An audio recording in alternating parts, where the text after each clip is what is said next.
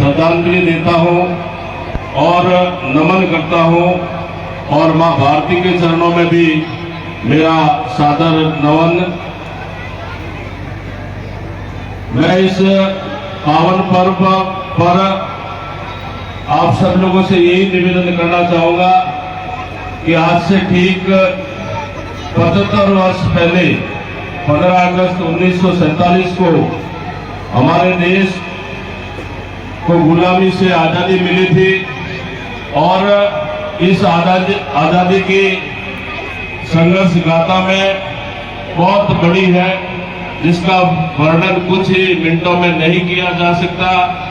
देश को आजादी दिलाने के लिए भारत मां के हजारों लाखों सपूत ने अपना जीवन बलिदान दिया, तब जाकर हम आज आजादी की खुली हवा में सांस ले रहे हैं।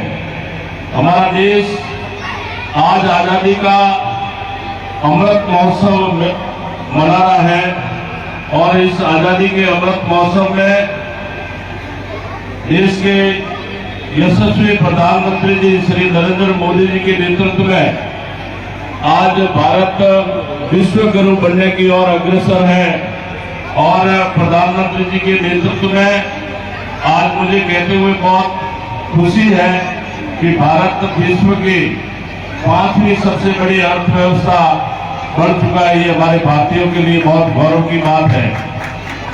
अगर हमारी यही विकास दर रही तो मैं साथियों आपसे कहना चाहूंगा कि 2027 तक भारत दुनिया की सबसे बड़ी अर्थव्यवस्था भी बन जाएगा। ये हमारे लिए गौरव की बात है। जिस देश ने भारत के ऊपर 200 साल शासन किया, इंग्लैंड को भी आज भारत ने अर्थव्यवस्था में पछाड़ कर आज भारत 5वीं अर्थव्यवस्था बढ़ गई है। देश के प्रधानमंत्री जी ने जो आत्म भारत का नारा दिया, मुझे कहते हुए खुशी है कि हमारे देश में जो रक्षा सामग्री थी, पहले हम देश के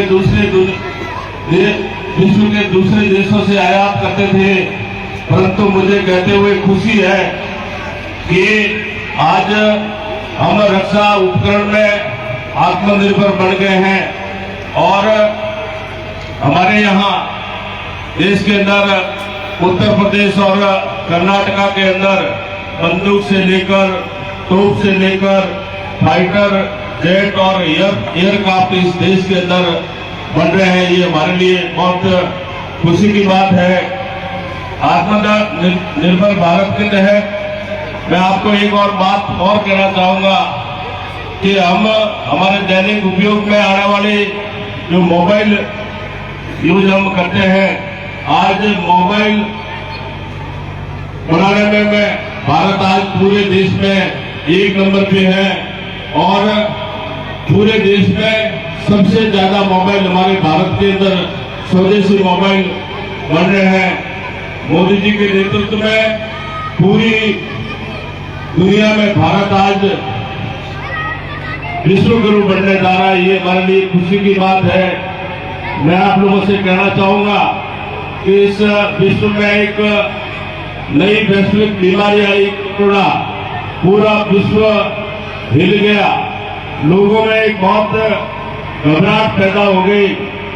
मुझे कहते हुए खुशी है कि देश के कुशल नेतृत्व के निर्णय से भारत के अंदर स्वदेशी वैक्सीन, कोरोना जैसी स्वदेशी वैक्सीन भारत के अंदर बढ़ी और पूरे भारत में 200 करोड़ फ्री में आम आदमी के टीके लगे। और हमारे लिए खुशी की बात है कि कोरोना जैसी वैक्सीन हमने कई देशों के अंदर एक्सपोर्ट भी की। आज भारत के प्रधानमंत्री अगर बाहर जाते हैं तो विश्व का सबसे ताकतवर देश है अमेरिका। अमेरिका के राष्ट्रपति हमारे देश का प्रधानमंत्री जी के ऑटोग्राफ मांगते हैं। ऑस्ट्रेलिया के प्रधानमंत्री मोदी जी के बारे में ये कहते हैं कि मोदी इज द बॉस। तब हमारा सीना देशवासियों को भूल जाता है। मैं आप लोगों से कहना चाहूंगा कि 2014 में देश के प्रधानमंत्री जी ने लाल किले के में घोषणा की थी कि हमारे देश में शौच से मुक्त मिले, और आज मुझे कहते हुए खुशी है कि 10 करोड़ से अधिक परिवारों को शौचालय मिले हैं। साथ ही इसके पीछे अगर बात बहुत छोटी है, पर आप लोग सब देखते हैं कि हमारी जो मातृशक्ति है वो या तो सूर्योदय से पहले या सूर्योदय के बाद में शौच जाने के लिए उनको मजबूर होना पड़ता था, और इस शौच को पेट में दबाने से कई बीमारी भी पैदा होती थी। तो आज घर के अंदर शौचालय बनाने का ये काम भी देश के प्रधानमंत्री जी नरेंद्र भाई मोदी ने किया है। मोदी सरकार ने 3.5 करोड़ से ज्यादा प्रधानमंत्री आवास योजना भी करके गरीब को पक्की छत देने का काम किया है। और इस कोरोना जो वैश्विक बीमारी थी, देश के प्रधानमंत्री जी ने ये सपना था कि कोई भी आदमी भूखा नहीं सोए।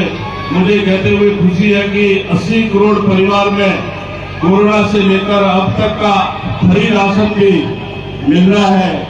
देश आजाद होने के बाद में और 2014 से पहले पूरे देश में 18,000 गांव ऐसे थे जहां बिजली नहीं थी।